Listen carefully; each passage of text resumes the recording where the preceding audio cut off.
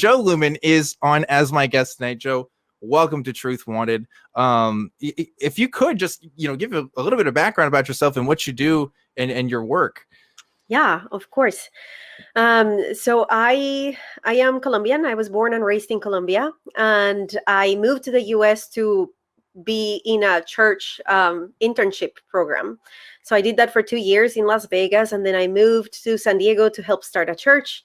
And I did that for about 10 years. And there was just a lot of abuse and a lot of things that were uncomfortable for me. And like most people that have deconstructed their faith and walked away from Christianity, I just asked a lot of questions that were uncomfortable, walked away from the church, and quit my job. I was an ordained pastor by then inside of the church, and I also have a master's in ministry and theology from Point Loma Nazarene University. And so I left my job and my entire career to try to figure out, what does it look like to not be harmful and abusive. And I ended up in Turkey, the country, and traveling through the 7 churches of Revelation and studying the Bible again, but trying to figure out, is this even true or not? And do I want to believe in any of these?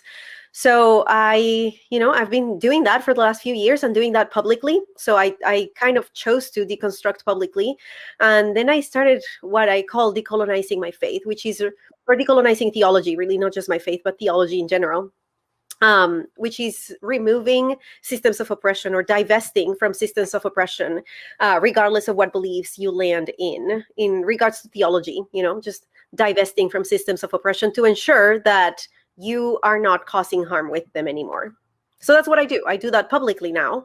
And I have conversations with people of all different backgrounds and faiths and belief systems. And we talk about that. What does it look like to have beliefs that don't harm others? And so, one of the things I like about you, Joe, is you're someone that I follow on Twitter, and I've seen your stuff. And I was talking about this before the show, but I probably like and retweet your tweets more than any other Christian that I follow on Twitter. And it's because you say a lot of things that are on your mind and that you're not afraid to say, because you have the experience and you have the expertise, but you also fight back every time. And you're willing to fight for people who aren't your background, that aren't your faith. Anytime that we're talking about systems of harm, it seems that you're an advocate for dismantling that. And one of the things that has been a focus of your career, from what I've seen and what I want to talk about, is this idea of decolonizing Christianity. Right. And so this was something that I didn't understand or know when I was a Christian, but looking at in retrospect makes a hell of a lot of sense, and explains a lot about the way that I grew up, the way that I related to my other Christian peers, and why I was the way that I was, essentially. So if you could just briefly give a synopsis of what does that mean, decolonizing Christianity? Yeah. So Christianity, like everything else, is like everything can be, is a weapon, or has been used as a weapon of oppression, starting in the 380 CE, all the way to here. We have Christianity used as a weapon of oppression, Christianity used by different empires, starting with the Roman Empire, to manipulate and to exert power, control, fear on people. But that's not first what Christianity was, and it's not what Christianity only has been. For many people, Christianity has been also a tool of liberation. Now, do we hear from those people? No. Those people were killed at the stake and called heretics. But that doesn't change that some of the narratives of Christianity were tools of liberation for them. And we're talking about people like Harriet Tubman, and we're talking about people like Martin Luther King. And so being able to hold both of those realities is part of decolonizing, and saying, okay, I understand that Christianity has caused a ridiculous amount of harm and abuse throughout history for the last 1700 years. But I also recognize, and have to recognize, that for people in the margins, it has been a tool for liberation and a tool for hope too. And so making enough room for both of those things. And now, if you want to continue to be a Christian after you've been able to open your eyes to the realities of how Christianity has been co-opted and appropriated to be an oppressive ideology, if you want to continue to be a Christian, then you have to make sure that you are not harming people with your beliefs anymore. But the thing is that with Christian hegemony, which is the beliefs that are in society now that we think are secular, but really have Christian roots, whether you still choose to be a Christian or not, whatever it is, wherever it is that you land in regards to your theological stance, you can still cause harm with your beliefs. Christian hegemony, what Christian hegemony does is it establishes the superiority, like establishes a supremacy of my beliefs, So you move outside of Christianity, you can still have all of that and continue to be harmful. It's just that you're not going to call it Christianity anymore. Right. And I think that we all can recognize that happens. We can recognize superiority complex ideologies in spaces that are not Christian spaces. And as far as the West comes, yes, we can find its root in Christianity, but now it's secular too. So I talk about decolonizing, and decolonizing for people that are oppressed means taking back, basically, it means taking back a lot of the beliefs that were stolen from us, from different colonizers, just from different colonizers. And what it means for people that are identities that are privileged identities, like if you're a white person, you're not decolonizing things. You're instead dismantling them. Like your job is to dismantle them if you wish to, not cause harm. So that's what I talk about. So regardless of where you land, regardless of what your beliefs are, I generally don't care, so long as you're not causing harm, and harm can be caused wherever you are. And for marginalized identities, and that includes especially a lot of people of color, so Black and Indigenous people specifically, right? Spirituality is a big deal. It always was. Studying African spiritualities and studying spiritualities of different Native people of America, all up and down.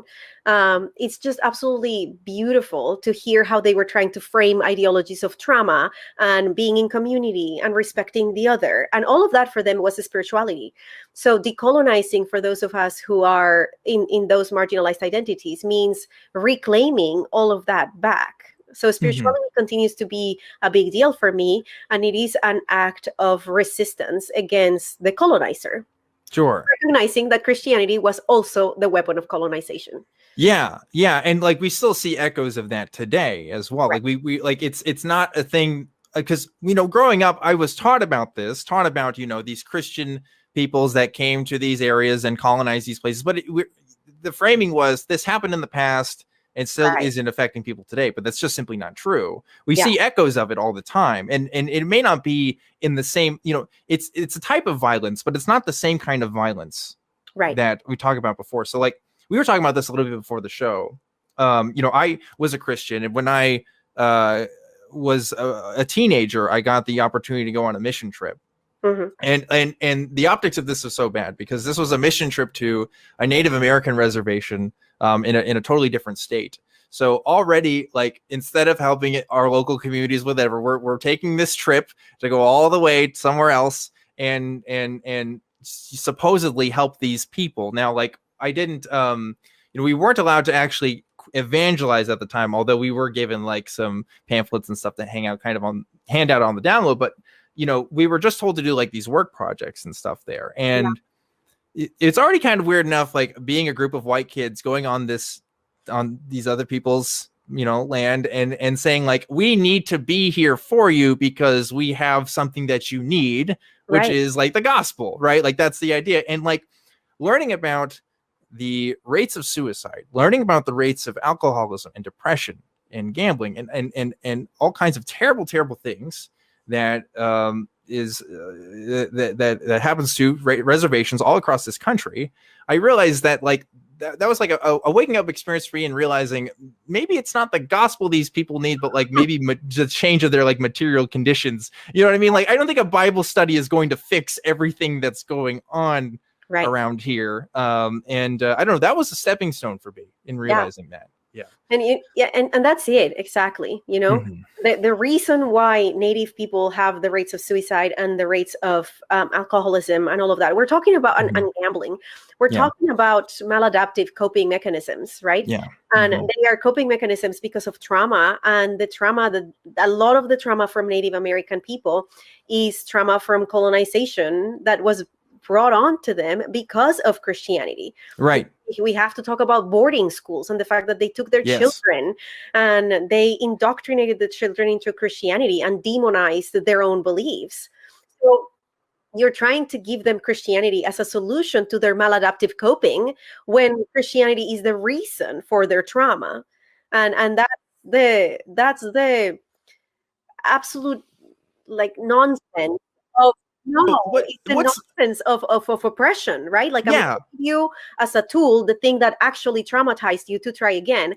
And the thing is that Christianity, in reality, Christianity is a coping mechanism, in my opinion. A lot of evangelical Christianity is a coping mechanism. It's just an acceptable coping mechanism. Because if I tell you that I'm an alcoholic, you're going to say that's not healthy for you, even though I'm just literally coping with trauma. But if I tell you that I go to church 4 times a week and I give 30% of my income to church, then you're like, you are such a good person. When in reality, I'm coping with my trauma, but with religion. And that's just acceptable. Like radicalism. And like, what is the narcissism there in saying that this group of white teenagers from Texas are gonna fix all the problems that this maybe we didn't come with the assumption that we're fixing everybody's problems, but like, we're gonna do something in where it's worth it enough for us to go across the country to hang out with people for a week and do something for these people that they can't do themselves. Like, there's something about that reflects on this idea of supremacy, that Christianity is so necessary to the livelihood of people that we have to spread it across the globe, and we have to give it to people whether they like it or not. Right. And that's a problem. It's not great.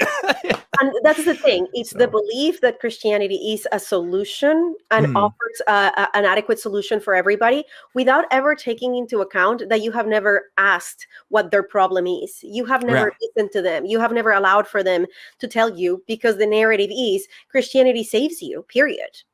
It's final. There is no conversation. And that's the supremacy, what I call Christian supremacy, the supremacy that believes that Christianity is a solution for everyone, regardless of what they need, who they are, what kind of trauma they have. It's not. Christianity is not a solution. Christianity is a framework. That's it. It's a framework that may offer some tools for you to be able to have a healthy life, or a framework that actually harms. And making room for those realities is important, but both realities. It might just be a framework that helps some people be healthier. It might. That was the case for Harriet Tubman, and we have to make room for that. But it is definitely, and it has been more often, a framework that has caused a lot of harm and abuse. It's not a solution. It never was meant to be either a solution. Interesting. I want to talk more about that. Just want to give a quick shout out for folks. Hey, we have a lot of open lines right now. So if you guys want to call in, the number is at the bottom here. We're live here with Joe Luehmann talking about Christianity and decolonizing Christianity and just the history of Christianity as an unwanted solution. So really interesting conversation. But like, I'm a fan of the idea of Christianity being a framework. I think that is, as someone who isn't a believer anymore, to me, that's the kind of Christianity I would like other people to practice. But unfortunately, like, what the kind of theology, the kind of framework you're talking about is not the norm. No. And it hasn't been the norm for, a while. So like, can you speak to that a bit? Because like, what you're saying right now, if I heard this, even when I was a Christian, would be pretty radical to me. And it would be outside of my experience. Right. Yeah. Well, Christianity offers a lot of excellent tools, really. And so if you make it definite, if you make it final, if you make them the holders of truth and the holders of morality, then Christianity becomes a weapon. which is what happened, right? So we have an emperor that was trying to hold onto power, and so he makes Christianity legal, and then we have another emperor that makes it it's not legal anymore. He makes it now the only good religion, the only official religion, and then from that point on, Christianity becomes just oppressive and abusive, and that's what I encounter a lot. Like, if you don't have Christianity, then how do you know truth? If you don't have Christianity, then how do you know what's good or what's moral? And the problem with that is that they have not learned to see that instead of teaching them emotional maturity and emotional development, instead of teaching them to engage with their own brain and their own thoughts and be able to think critically, they have been told to read a book that is an ancient book that was never meant to be a rule of never meant to be chicken soup for the soul, never meant to be. Yeah. And they are given this book. They don't know much about the book, by the way. Most Christians are not acquainted with the Bible or the history of the Bible or how the canon happened. And then they are told, this is how you know how to live. I remember the many times that I heard messages being like, this is a blueprint for life.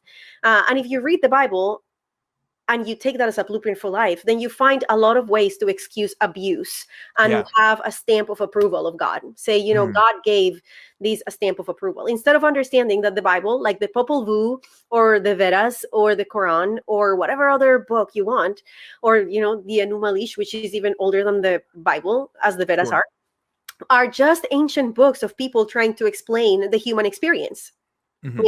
So they are ancient books that have wisdom in them, and like ancient wisdom in them, and that have ancient stories to be able to explain things that they just didn't have the tools to be able to explain before.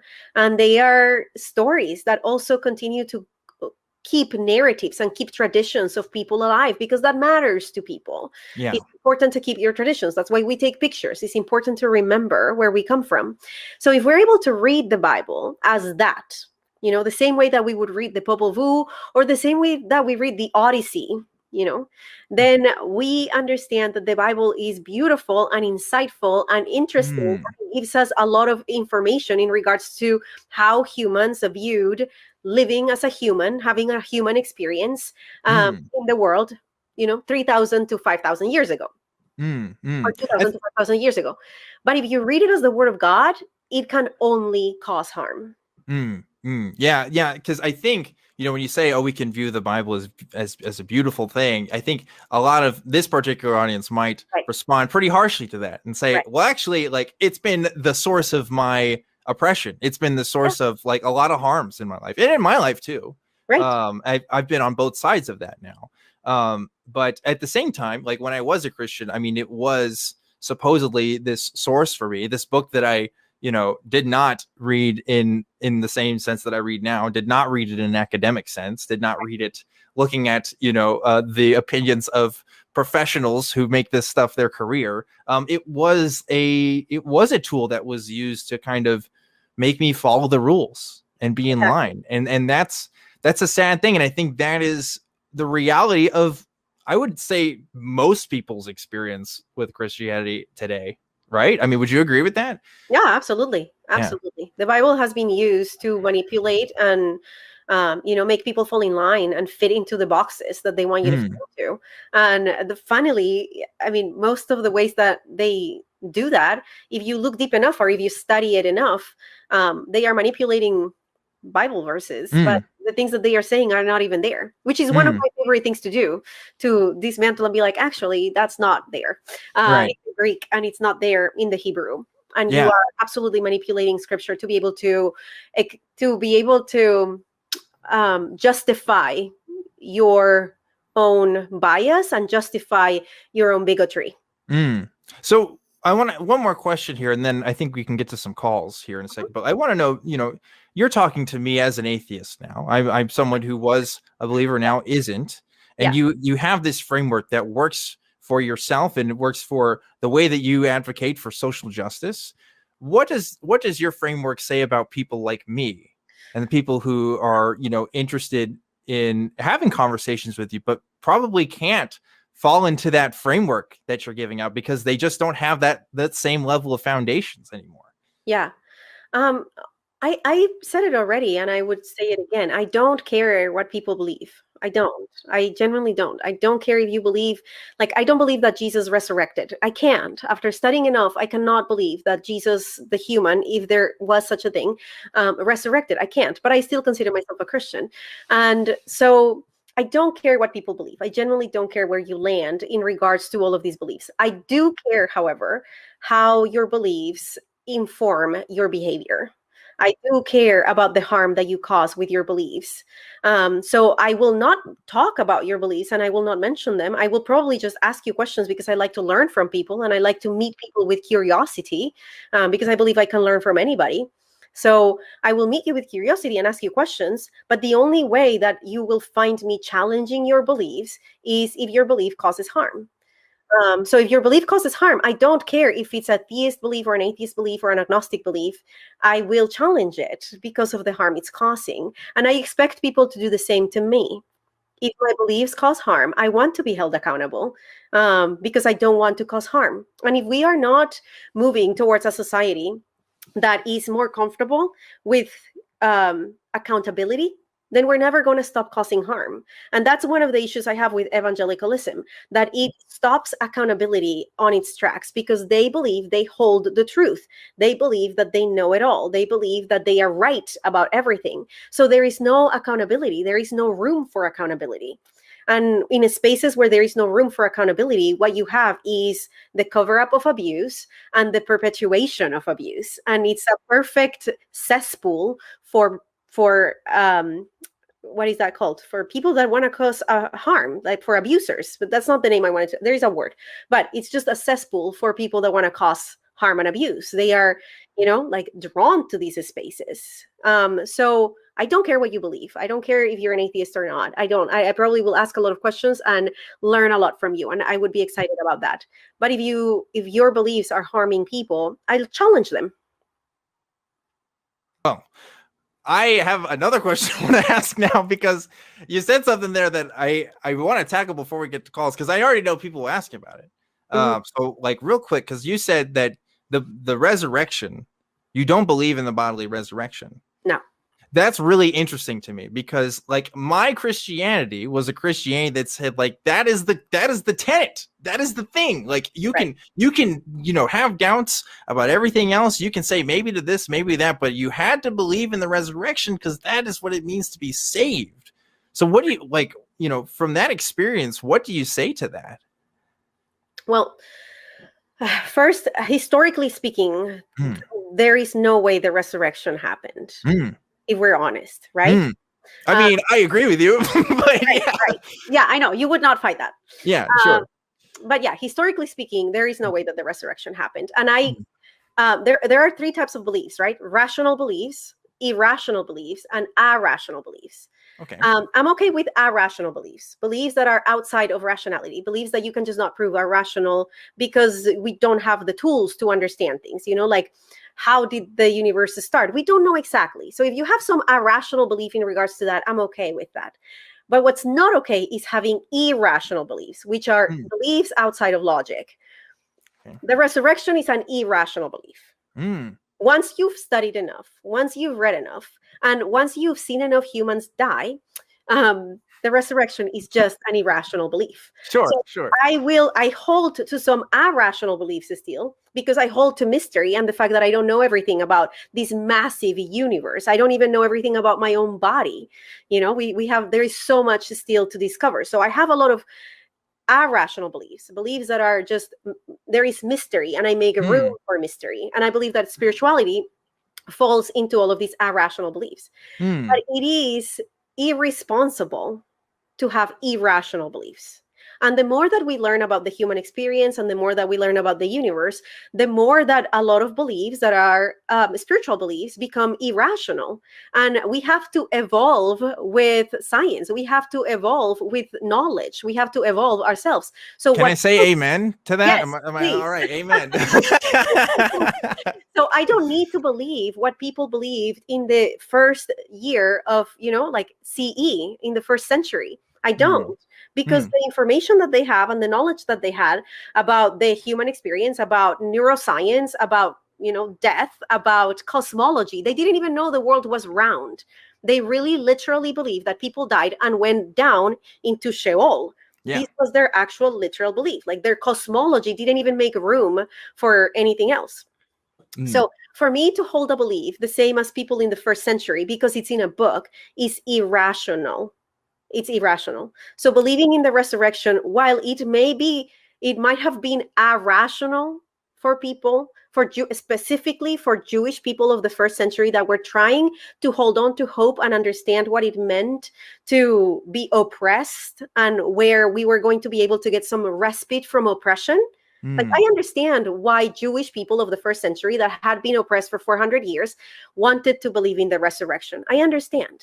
They wanted to hold on to hope. They were coping with horrific oppression. They were being burnt and killed in horrible ways. Now, for a person of privilege, which I have a lot of privilege in the world, I live in the US, I am educated, all of these things. For a person that has all of this education, to continue to hold on to an irrational belief from the first century is irresponsible. It is just irresponsible. So there is a lot of reframing inside of liberation theology about how it's not about a physical resurrection, but it's about bringing out the one that you were created to be, that was oppressed and killed by, the expectations of society, by Christianity itself, all the things that I was told, you have to behave this way. You're a woman of color. You are supposed to be heterosexual. You are supposed to behave in these specific ways. You are supposed to look these ways. And for me, resurrection has become saying, oh, can I curse? Fuck that. Yes, no, you can. You definitely can. Good. I get to be whoever I am, and I don't have to apologize for that. And so resurrection for me has been the shedding of all of the societal expectations, insecurities, and boxes that they wanted to push me into, including the Christian ones, and the embodiment of the one that I am created to be, which is what I call the Christ, divinity embodied in me. But it's not this being out there that is looking for me or guiding me. Instead, it's something that is within me. What a lot of people now know is called, your most authentic self, your healed self, your awake, like your consciousness, being conscious and awakened, and so different frameworks give different language, but we're talking about the same thing. Yeah, I see what you're saying. It's and we talked about this last week and some other weeks before that, of this idea of what it means to be Christian. I will fully accept that other people are going to have different ideas of what that means, because from the very get-go, Christianity was always changing, constantly changing. And that's with every single religious identity. That's with political identities. That's with any kind of identities, really, gender identities. Heck, like all of that is changing constantly from our culture. And so like it does frustrate me when people say, oh, you weren't a real Christian because X, Y, and Z. But if your lived experience and how I figured that out with yourself and your society was one that you called Christian, then like what claim do you have to be more authentic than anybody else? It becomes, this is postmodernism right here. But anyway, there are two things that Christians have agreed on historically only two things. There is a God, and Jesus is important. That's interesting, because I don't even know if Christians say that there is a God. I don't know, because there are. Their definition of God is not even the same, though. But there is a deity. There is a deity. There is some sort of divinity. So they agreed on the notion of divinity. They agreed on the notion of divinity, and they agree that Jesus is important. Aside from that, they don't agree on anything else. They haven't historically agreed on anything else. Only reason they want to tell me that I don't belong inside of Christianity, and the reason why I love to tell them that I do, like a part of the reason I still call myself a Christian is also to piss them off. I have to be because they tell me you don't get to be a Christian, and I say, well, watch me then. What are you gonna do? Right. It's the same reason why a lot of queer people say I'm a Christian. What are you gonna do? Are you gonna kick me out? Like, how? Yeah, and that's there are sincere beliefs within like queer communities and stuff, obviously, but like there it is like that idea of just like, I can take this identity too, and what do I need a membership card? Like, what is this? Like, how are we working this out here? It kind of identifies the problems that Christianity and all world religions really have from the very beginning, which is this idea of purity, this idea of authenticity. you can kind of play with it a little bit. You always been able to do that. So Yeah. Really fascinating stuff. But we do need to get to some calls here. So, Yeah. but before we get to that, I need to give a shout out to our patron of the week, because every single week I give a shout out to the patron of the week. Thank you guys who donate on patreon.com/truthwanted. Truth Wanted is the work of mostly volunteers like myself to put this show together. We finally got this green screen up, and that's thanks to you guys who donated on there. So I like to give shout outs to people who donate. And this week's patron of the week is waiting on it. It is Garudo-san. Thank you, Garudo-san, for donating to patreon.com/truthwanted. And if you guys haven't already, please consider helping out the show. It's one of the ways that we can fund this project and make it happen every single week. So thank you to all of you guys who donate on patreon.com. So Joe, are you ready to get to some calls? I am.